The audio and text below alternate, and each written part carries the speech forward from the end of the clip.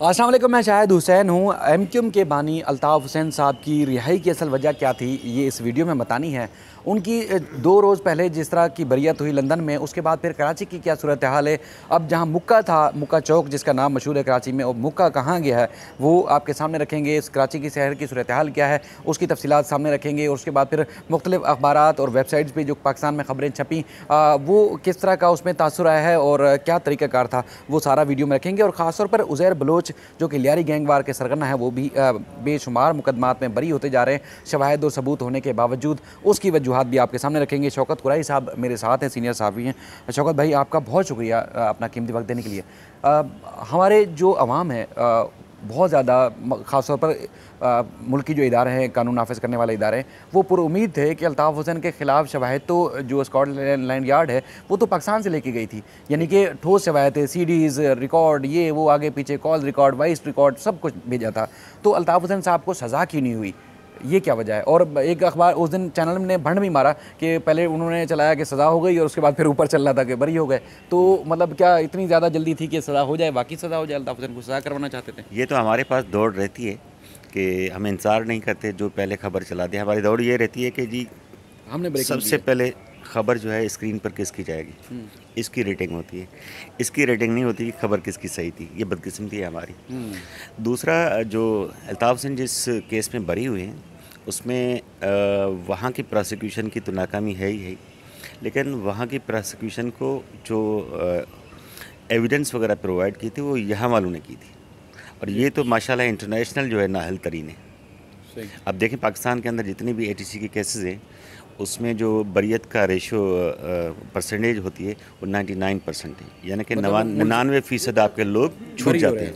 मतलब केस बनाया जाता है, इल्ज़ाम हावी लगाए जाते हैं और प्रेस कॉन्फ्रेंस और बड़े बड़े जो दावे किए जाते हैं मुल्ज़िम अदालतों से बरी हो जाते हैं, उनके ऊपर जुर्म साबित नहीं कर पाती। इन्होंने जो फुटेज पेश किए थे इसको प्रोसिक्यूशन लंदन को, ये इंग्लैंड की जो बरतानिया की जो प्रोसिक्यूशन थी, उसमें उन्होंने ये कहा था कि जी अल्ताफ़ हुसैन ने जो कैंप लगा हुआ था कराची प्रेस क्लब के बाहर, सुबह को उन्होंने एक मीटिंग की, टेलीफोनिक मीटिंग फारूक सत्तार के साथ, उसके साथ, और उन्होंने टीवी चैनल से उनको इग्नोर कर रहे थे, उसके ख़िलाफ़ कार्रवाई एहतजाज करने का कहा। और उसके बाद फिर टीजी रेंजर्स के हेडक्वार्टर पर उस वक्त बिलाल अकबर थे, उसके ख़िलाफ़ तो ये बातें हुई। उसके बाद सुबह 7:30 बजे लंदन के टाइम के मुताबिक खिताब किया, फिर 1:30 बजे खिताब किया। तो ये ऐसी तकारीर थी जो लोगों को उन्होंने उकसाया दहशतगर्दी के इक़दाम करने पर। तो इन्होंने जो वहाँ फुटेज पेश की हैं, वो फुटेज जो कराची प्रेस क्लब के बाहर जो लोग बैठे हुए थे, वहाँ से सिर्फ 3 ख़वातीन हैं जो वहाँ उठ के जाती हैं, उनकी फुटेज नज़र आई है। वहाँ जो एयरवे के दफ्तर के सामने जिन्होंने एहतजाज किया, तोड़ फोड़ की, और फिर उसमें एक बंदा इनका मारा गया। एमक्यूएम के कारकुन दावा कर रहे थे कि ये इनका था। वहाँ जो फुटेज टोटल दिखाई गई हैं उसमें सिर्फ वो 3 ख़वातीन नज़र आ रही हैं फुटेज में जहाँ पे तोड़ फोड़ हो रही है। जो 3 ख़वातीन वो प्रेस क्लब पे बैठी हुई थी, पहले मौजूद थी, उसके बाद उनकी मौजूदगी वहाँ दिखाई गई है। तो बाकी कोई ऐसा शख्स नज़र नहीं आया जो प्रेस क्लब्स के भूख हड़ताली कैंप पे बैठा हुआ हो, में से उठा और वहाँ जाके हमला किया, वहाँ बैठा हुआ हो, उसकी तस्वीर आ रही हो और वो वहाँ पे तोड़ फोड़ पे नज़र आ रहा हो। ये ऐसी कोई सबसे बड़ी नाकामी तो इनकी यही हुई है। दूसरा, इनकी जो नाकामी थी वो उसके मजबूत दलाइल थे डिफेंस के, कि उन्होंने कहा कि जी आप देखें, पूरी हिस्ट्री निकाल कर देखें सब कॉन्टिनेंट की, पाकिस्तान की और थर्ड वर्ल्ड कंट्रीज़ हैं जहाँ पे डेमोक्रेसी नहीं है, जहाँ पे एजुकेशन कम है। तीसरी दुनिया के जो ममालिक हैं उनकी देखें, या अंडर डेवलप्ड कंट्रीज़ हैं उनको देखें, तो वहाँ इस तरह के जब इश्यूज़ आते हैं तो लोग खुद ब खुद जो है ना बलवे में शामिल हो जाते हैं। मिसाल के तौर पर आपने देखा मियाँ चन्नू वाला वाक़या देखा, एक शख्स ने उसके ख़िलाफ़ जो है वो इल्ज़ाम लगाया, करते करते वो हज़ारों लोग आ गए। यानी कि सियासी हूँ या मजहबी मामलात हूँ, एक अगर लोग समझते हैं तो उसमें लोगों को बुलाना नहीं पड़ता है, उसकी किसी से वाबस्तगी नहीं होती। अगर कोई समझते हैं कि ज़्यादती हो रही है तो लोग खुद ब खुद उस मजमे में शामिल हो जाते हैं और जलाओ गिराओ और मार धार शुरू कर देते हैं। ये वाली बात। हाँ, बस ऐसे ही है ना। वो मिसाल के तौर पर यहाँ पे आप खड़े हो जाएं और इल्ज़ाम लगा दें यहाँ कराची या सिंध के दीगर शहरों में सिचुएशन कुछ डिफरेंट है। आप लाहौर में सियालकोट में खड़े हो जाए, कहेंगे जी वो इस फलां बंदे ने जो है ना इस्लाम को गाली दी है, ठीक है, तो लोग शुरू हो जाएंगे, पूछेंगे भी नहीं कि क्या हुआ है। जैसे पिरियान का वाक़या हुआ था, श्रीलंकन का वाक़या हुआ, तो वो ऐसे ही हुआ था, एक शख्स ने इल्ज़ाम लगाया, दूसरा उसमें शामिल हो गया, तीसरा ऐसे करते करते सैकड़ों लोग आ गए। तो ये सब वजह थी जो अल्ताफ़ हुसैन साहब इस मामले में बरी हुए हैं कि बिल्कुल ये थी। और दूसरा है 2006 का कोई कानून कह रहे हैं कि दहशतगर्दी के मुतालिक जो कानून बनाया गया था बरतानिया में, वो कंट्रोवर्शियल भी है, कॉम्प्लिकेटेड भी है, वो इतना मुश्किल है कि उसके ख़िलाफ़ आप उसको प्रूव करना बड़ा मुश्किल है। यानी कि ये 3 चीज़ें थी, और उसके अलावा और भी डिफेंस के मजबूत दलाइल थे जो उन्होंने दिए। एक तो ये कहा कि जी वो जो बिलाल अकबर के लिए कहा गया है, DG रेंजर्स के लिए कहा गया है, वो एक एलीट फोर्स है। एलीट फोर्स के साथ जो मुठभेड़ नहीं हो सकती। हाँ, ये ऐसे होता रहता है, ये झगड़ा भी होता रहता है, लाठीचार्ज भी होती रहती है, और लोग लड़ाई वगैरह भी करते रहते हैं। पूरे पाकिस्तान में होता है, तो उसमें अल्ताफ़ हुसैन तो नहीं है।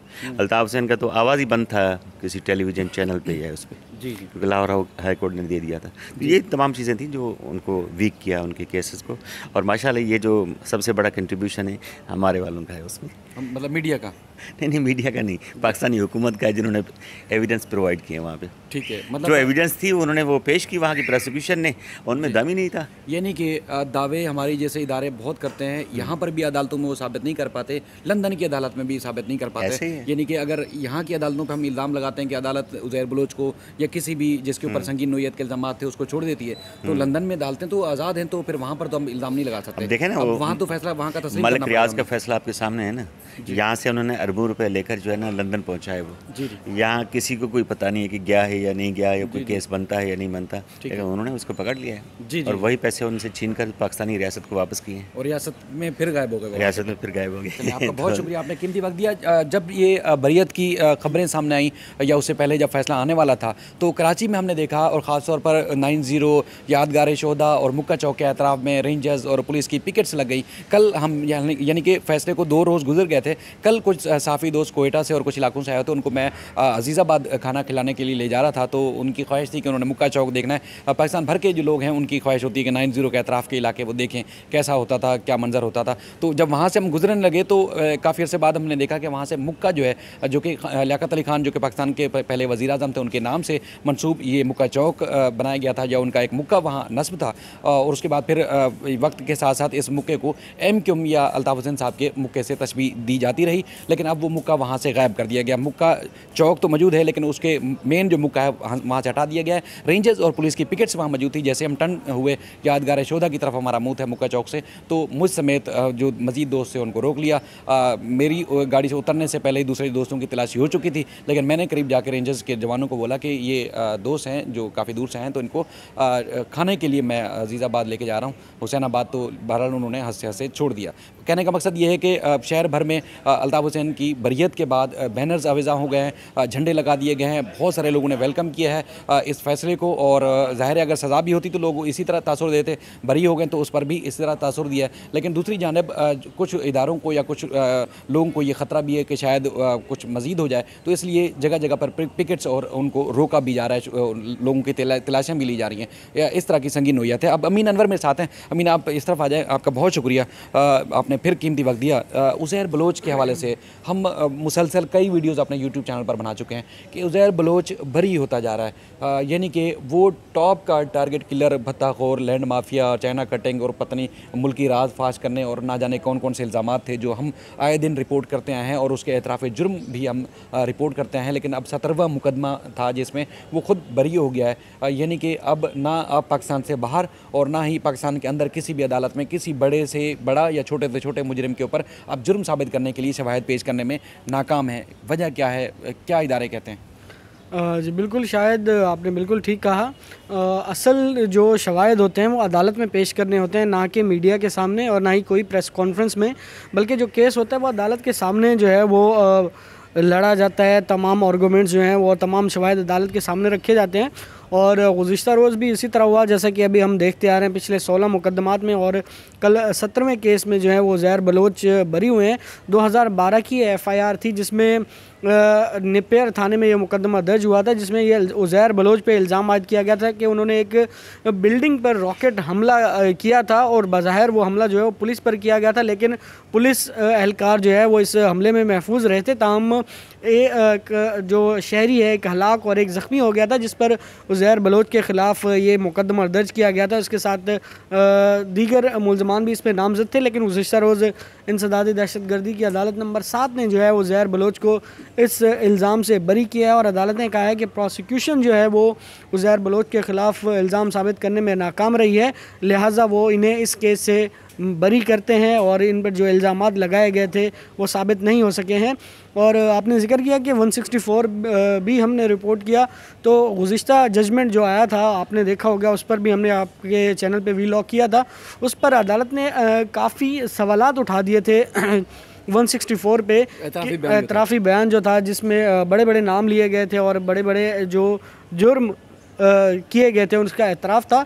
अदालत ने उस 164 के बारे में कहा गया था कि जिस कमांडर ने रेंजर्स के कमांडर ने ये 164 उज़ैर बलोच का रिकॉर्ड कराया है, उसका जो बयान है उसका जायज़ा नहीं लिया गया, उससे एग्ज़ामिन नहीं किया गया इस केस में, और किसी तफ्तीशी अफसर ने जो है वो इस 164 को भी रिकॉर्ड नहीं कराया है, क्योंकि वो कंसर्न जो इन्वेस्टिगेशन ऑफिसर होता है वो जाके ये 164 जो है वो रिकॉर्ड कराता है। इस तरह के जो तमाम कानूनी फॉर्मेलिटीज़ हैं वो अदालत ने कहा कि इस 164 में पूरी नहीं किए गए, लिहाजा इस 164 को जो है वो एज आ ठोस सबूत के तौर पर जो है वो नहीं माना जा सकता। और अदालत ने उस केस में भी जो 2 रेंजर्स एहलकारों का मर्डर था वो उसमें भी काफ़ी जो प्रोसिक्यूशन का दावा था कि अहम शवाहिद जो हैं वो हासिल किए गए हैं, लेकिन अदालत ने उस केस में उज़ैर बलोच को बरी किया। और उसके बाद आपको पता है कि यहाँ पे जब इस तरह के केसेस आ जाते हैं वो एक सीरीज़ ऑफ केसेस जो हैं बन जाते हैं। जब एक केस में बरी हो जाता है तो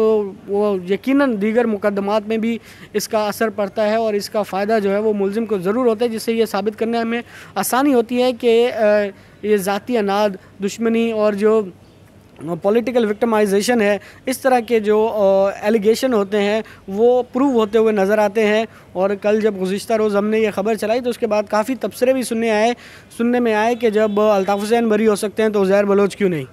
तो इस तरह के तबसरे जो है वो सुनने में आते हैं। प्रोसिक्यूशन को बजाय मीडिया में या प्रेस कॉन्फ्रेंसेस में जो है वो अपना केस मजबूत करके दिखाने के बजाय अदालतों में अपने केसेस को मजबूत करना होगा, ताकि जो सज़ाएं हैं मुलजमान को, अगर उन्होंने जुर्म किया भी है तो उनको वो सज़ाएं होनी चाहिए, अगर नहीं किए तो फिर एक हमने पहले भी एक चीज़ रिपोर्ट की थी, जब ये इब्तदाई 3-4 केसेस में उज़ैर बलोच बरी हुए थे तो उसके बाद फिर पुलिस प्रोसिक्यूशन इन्होंने सर जोड़ लिए थे कि किस तरह अब अदालतों में फेस किया जाएगा। तो उसके बाद फिर खामोशी, अब तो बरियत के बाद भी कोई स्टेटमेंट नहीं आता, ना पुलिस का और ना ही कोई प्रोसिक्यूशन का। जी बिल्कुल, उज़ैर बलोच के केसेस में यही होता रहा है। और सबसे अहम बात जो है वो शायद अभी तक मेरी नॉलेज में तो ये बात नहीं है, शायद आपकी नॉलेज में तो मेरा नहीं ख्याल कि एक भी केस को जो है वो प्रोसिक्यूशन ने चैलेंज नहीं किया।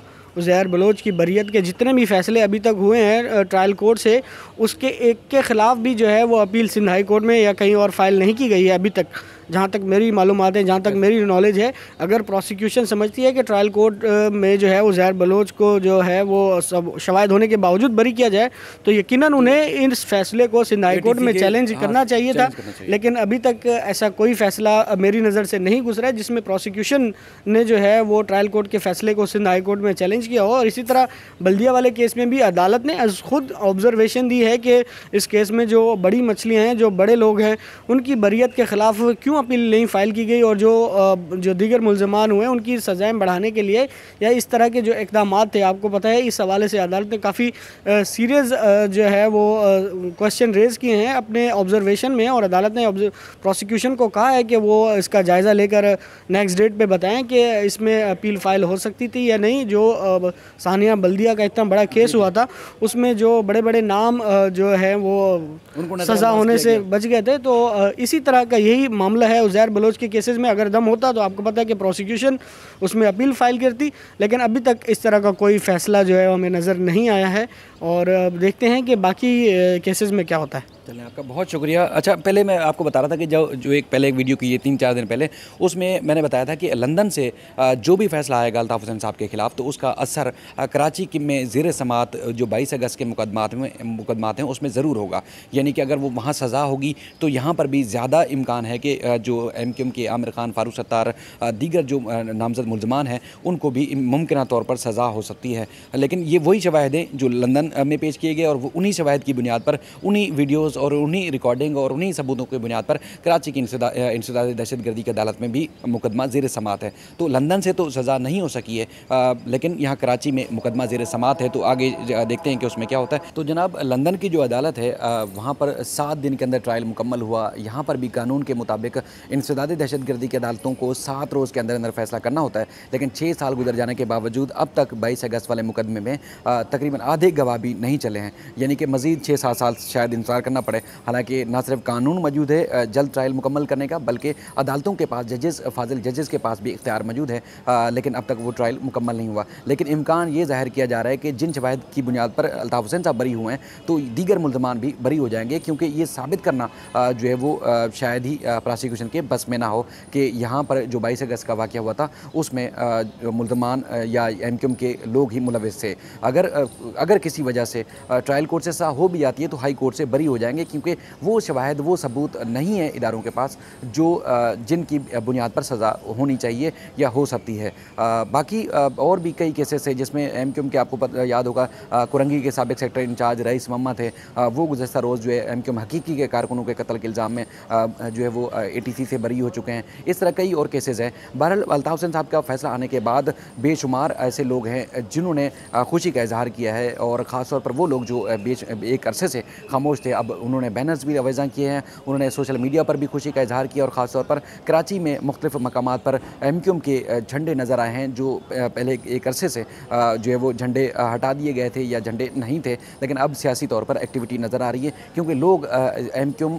के जो दीगर धड़े उनसे हट के कतई नज़र उनकी जो जज्बाती और एक जो दिली वाबस्तगी है वो देखने में आता है अल्ताफ़ हुसैन के साथ है। दीगर किसी भी जो है वो धड़ा हो या MQM का कोई भी शाख हो, उससे उनकी वाबस्तगी देखने में नहीं आती। ये ग्राउंड पर होने की वजह से आपको जो आपके सामने रिपोर्ट कर रहा हूँ। दूसरी जानिब अल्ताफ़ हुसैन ने खुद भी इस बात का इजहार किया कि 6 साल गुजरने के बाद अगर 48 घंटे उनको दे दिए जाएँ तो वो उस तरह की मजमे, उस तरह की सियासी एक्टिविटी करके दिखा सकते हैं, बल्कि उससे भी कई बड़ी जो पहले कराची में या सिंध के इलाकों में वो इस तरह सियासी एक्टिविटी या सियासी जो है वो सूरत हाल दिखा सकते थे। तो अब उम्मीद करते हैं कि जो मामलात हैं वो बेहतरी की तरफ जाएँ। जो लोग मायूसी का शिकार हैं, जो लोग ये कहते हैं कि उनके ऊपर एक सियासी अदम इस्तेहकाम का शिकार हैं, उनके मामलात बेहतर हों। ज़ाहिर बेशुमार मसाइल हैं जो यहाँ पर जो आपके सामने भी बयान करना नाकाबिल बयान हो सकता है। मज़ीद भी मुश्किलात मज़ीद लोगों के लिए भी पैदा हो सकती हैं, इसलिए उम्मीद है कि मामलात बेहतर होंगे, लोगों की जो परेशानियाँ हैं वो ज़रूर हल होंगी। फिर किसी और व्लॉग के साथ आपकी खिदमत में फिर हाज़िर होंगे। अपना ख्याल रखिएगा। अल्लाह हाफ़िज़।